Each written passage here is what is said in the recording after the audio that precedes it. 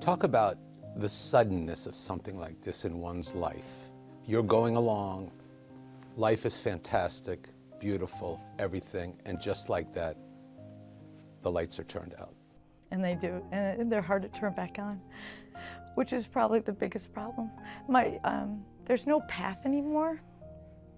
Like, you get up every day and you go to work and you kind of know you're going to call your family, you're going to call your kids.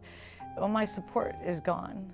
So I have a lot of support in friends in the city, both cities, Cleveland and Detroit. But there's, it's like you've been hit by a bus and you just can't get up. It's really heavy feeling. Like, and I can't describe it. And some days are better than others, but it's every aspect of my life just crumbled. Yeah. We did so much together. You know us. Sure. We did traveled the everything world together. We traveled everywhere together. We would always make sure we wouldn't be apart more than 3 or 4 days. You're each other's best friends too. Yeah. Best friends. And And soundboards and everything. So I'll be walking along going, the Shinola. I should call him and let him know how fantastic it is. Not the Marriott, the Shinola, right? And that's where you just go, well. Yeah. And then you got hit by a bus and then a tractor trailer, your mom then. Yeah. Yep. So it's 5 weeks of, and it's hard to tell the story because I don't think many people believe that. Like, my husband died suddenly and then my mom died. But I think my mom had been sick for 2 years. So not that that's easier, but I think I've been mourning her for 2 years as she progressed. You kind of were set, feeling that was yes. coming. Right. And you know, hoping, always trying to help her through. And she had great days. And she went to Freddie's visitation and funeral. And we thought about not telling her even, but it's the right thing to do. And she would have known something's up anyways. Yeah, I remember your mom was there in Cleveland at the house. Yeah, she did really well. She did really well. So, and that was just shocking. But I guess I'm talking about you as an individual, to have those massive pieces taken out of your life psychologically. Where are you? What happens to someone like that? I get up every day, I make my bed, and I think, okay, I gotta live. I have to live. Some days are easier than others. Some days I make the bed and I throw the pillows on and I think, okay, if I'm working, I'm good. But it's the days I'm not working, I'm like, okay, so now what? So those are the hard days. Those are the hard days because, you know, I like to cook. I can't, you know, so now I try to cook some food and I take it over to the neighbors because I'll eat it for 5 days in a row and then that makes me sad. And I don't like eating by myself, so everyone can come over and eat at my house because I have found that that's like just not worth the time either. Is it the emptiness? Mm-hmm. It's just the total emptiness. It's just the, and knowing just, it's never going to be filled. No, it's you walk in the house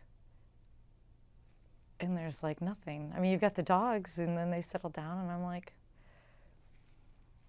And the memories. It's, And it wasn't like Fred was not a high-profile person.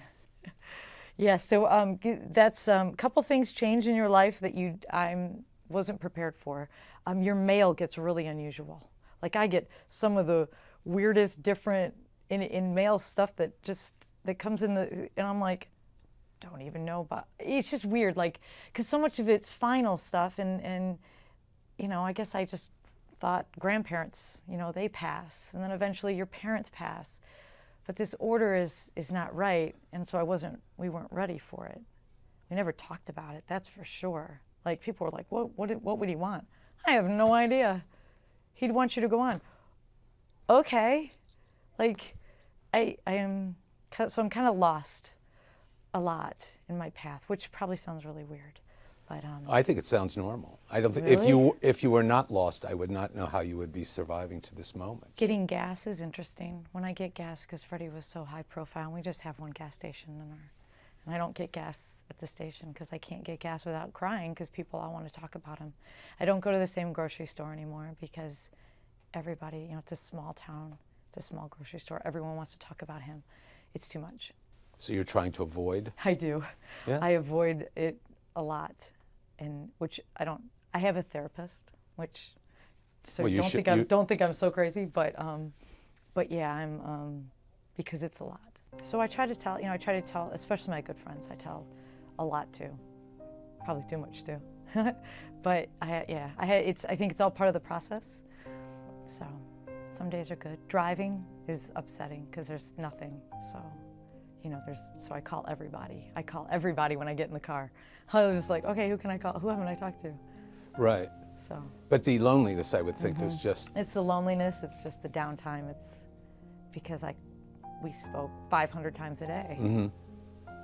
Well, I know Fred, I know. Fred was a friend. And Fred was, I mean, just as Fred as a friend, knowing that part is immense. Thinking of Fred as a husband would be 10 times what that is, 100 times what that is. And to have that lost has to devastate an individual.